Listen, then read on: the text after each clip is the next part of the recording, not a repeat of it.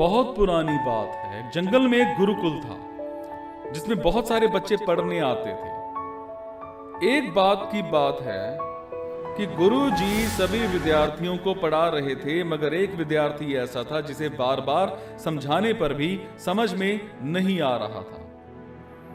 गुरुजी को बहुत तेजी से गुस्सा आया और उन्होंने उस विद्यार्थी से कहा, जरा अपनी हथेली तो दिखाओ बेटा।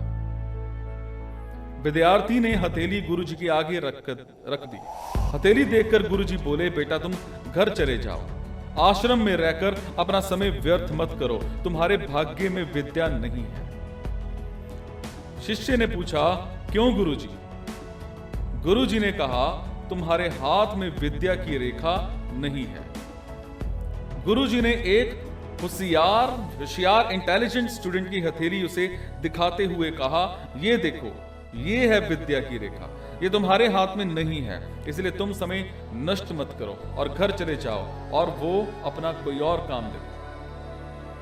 यह सुनने के बाद उस स्टूडेंट ने अपनी जेब से एक चाकू निकाला। उसका प्रयोग वो हर रोज सुबह अपनी दातुन काटने के लिए करता था। उस चाकू से उसने अपने हाथ में एक गहरी लकीर बना दी। हाथ से खून बहने लगा। तब वो गुरुजी से बोला, मैंने अपने हाथ में विद्या की रेखा बना ली है गुरुजी। ये देख करके गुरुजी द्रवित हो गए और उन्होंने उस स्टूडेंट को गले से लगा लिया। गुरुजी बोले, बेटा तुम्हें विद्या सीखने से कोई ताकत नहीं रोक सकती। दृढ़ निश्चय और परिश्रम हाथ की रेखाओं को ही बदल देता।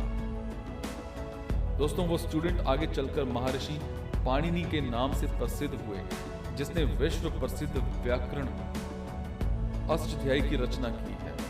इतनी सदियां बीत जाने के बाद भी आज 2700 सालों के बाद भी विश्व की किसी भी भाषा में ऐसा उत्कृष्ट और पूर्ण व्याख्या का ग्रंथ अब तक नहीं बना।